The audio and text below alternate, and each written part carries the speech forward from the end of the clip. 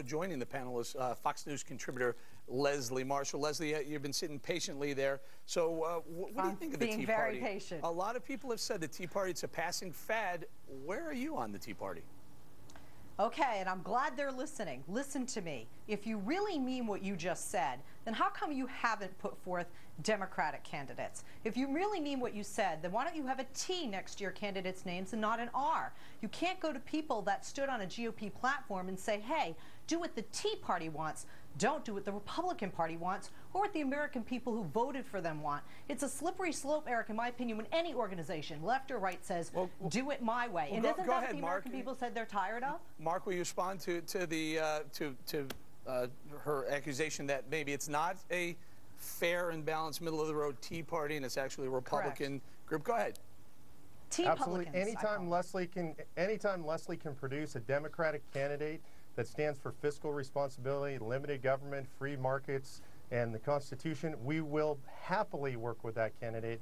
We're happy to support people like that. We as an organization don't directly support, endorse, or oppose candidates, but our people embrace those people. And so we don't really care whether they have an R or a D. Granted, those principles are adopted by many Republicans right now. Right. We expect to see a substantial shift in our direction in the 2012 elections by Democrats. Hang in there. You know, the political process, you guys, isn't change. It doesn't change overnight. You go from RD to RTD overnight. I think they're doing the right thing. I think they got something here. I think it's a good thing that they're more involved. I don't believe what they're saying there, that it doesn't matter whether there's an R or a D in front of it. You're not buying it? No, I'm not buying it. I agree with Leslie. I think it's us or them, and I'm really kind of tired of the Tea Partiers just complaining about all the things that have gone on in the past. I really think they need to stop whining and move forward with positive action. It is hard to find a D that's all for smaller spending and lower taxation. You'll have better luck finding a unicorn, basically, in this day and age. I mean, they just don't exist. And guess what? They've all been voted out of office. Now you have a very, very liberal Congress up on Capitol Hill. So, yeah, good luck now even trying to find them. They've all been voted out. Joey, I apologize. Leave the lefty out. Okay. Leave the lefty out. We had another lefty. We had a lefty weighing in. All right, Meckler and Jenny Beth Martin, we appreciate your time, you guys. House Republicans plan to hold a vote next week on repealing health care reform law. The incoming House Majority Leader, Representative Eric Cantor, announced Monday that that vote will take place on January 12th, exactly 1 week after Republicans take control of the House. Cantor's spokesman says, quote, Obamacare is a job killer for businesses small and large, and the top priority for House Republicans is going to be cut spending and grow the economy and jobs. Democrats are flat out dismissing the plan. We'll see.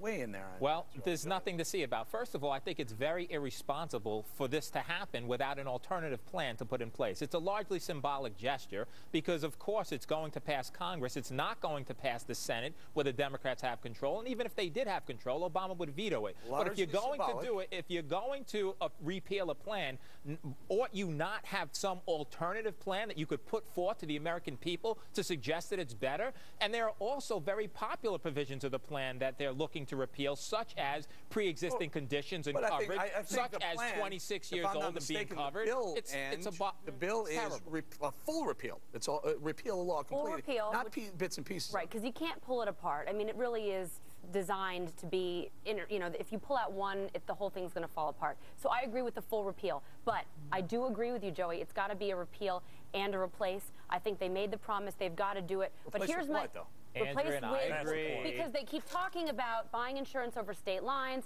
medical malpractice reform. They should put together a bill to replace it with. I do agree with you on that. Another Obamacare, a new, no. Something that's more pro-business. Something that's more pro-business. Something that makes a lot more sense. Than I don't get that, Angela. I don't get it. Go ahead. Why? Can I get you to weigh in? Leslie. Twist my arm, Eric. Twist my arm. I have to tell you, this kills me. You know, the Republicans, John Boehner himself said, look, we're going to Washington to do, and these were the three things he said, and I quote, to cut spending, create jobs, and to not do politics the way it's been done in Washington for the past decades, okay? So let me ask you something, folks. How much spending will be cut by doing this, even just voting on legislation that will not pass in the Senate, that the president's not going to sign? How many jobs are going to be created? And this sounds to me the way Washington has been doing business. This is not what the American people want, left, right, center, or otherwise. We know it's not going to pass. It's a waste of time. We know it's not going to pass before 2000. Then they're wasting time. They're not doing what the American people want. They're not necessarily wasting time. I think this is the the way you politic. You start now. You start in votes. You show where you stand, and you look to see who gets reelected in 2012. Not in a time when the economy is like it is and job growth is not what it should be. Eric, hold on. Let me just weigh in here. I actually absolutely agree with you on this one. Amen, I believe brother. It's political theater. I think the Republicans have to step up and look. We're tougher than you are. We won. We're going to show you.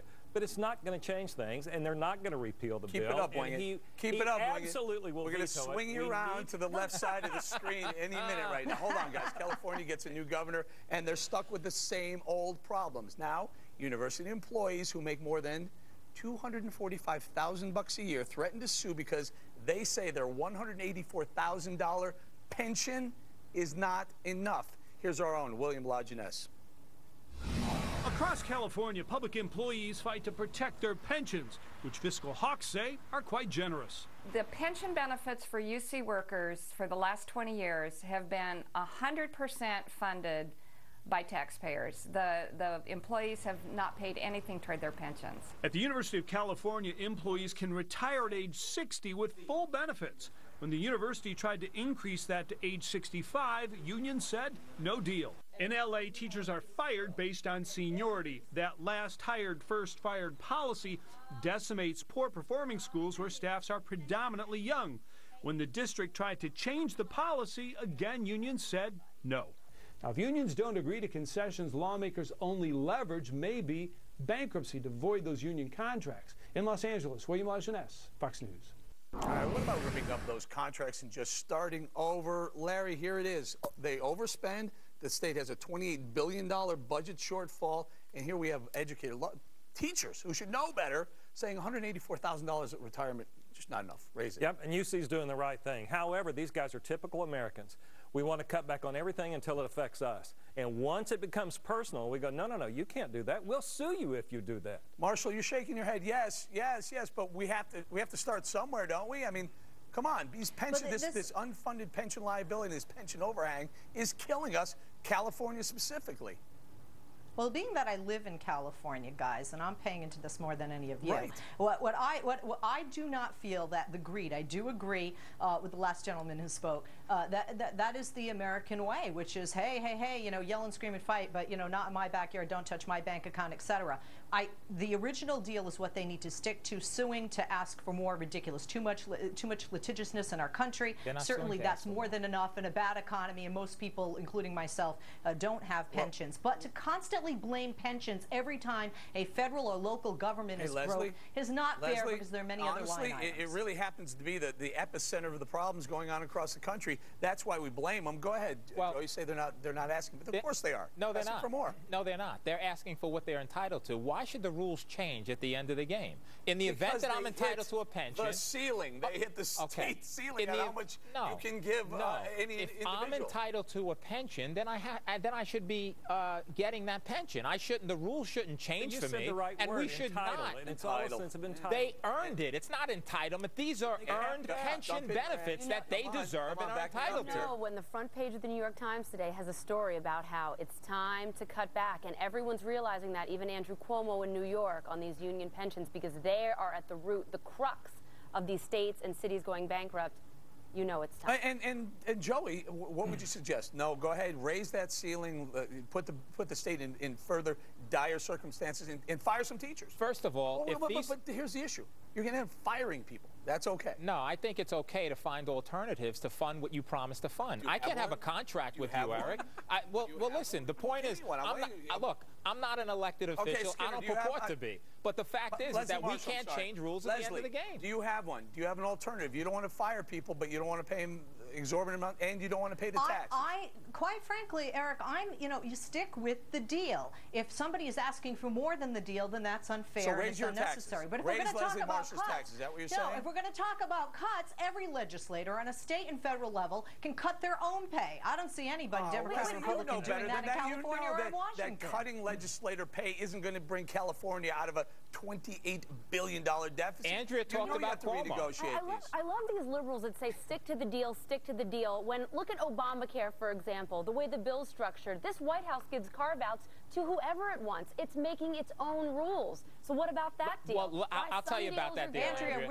Let me say this. Now, Andrea, during the Bush administration. You mentioned Andrew. I knew, Leslie, you mentioned couldn't get Andrew to a show Cuomo without mentioning George Bush. So congratulations. And what Cuomo has done, right, is he said, I'm taking a 5% cut in my salary, and I'm asking people in my cabinet to do likewise. That's a responsible measure that perhaps everyone should do. Will you stop with the 5% salary cuts in government? It's a start. It's a drop in the bucket. You know what you need to do. You all know what you need to do. You have to renegotiate every single contract, every pension, every contract across the board, and then maybe start closing the budget gap and stop spending. Larry, last word. Absolutely. You got to stop and start all over. You can only pay for what you can afford to pay for, and there's no money to pay for this, so you stop and renegotiate. That's right. They're going to have to leave it there. Up next, a segment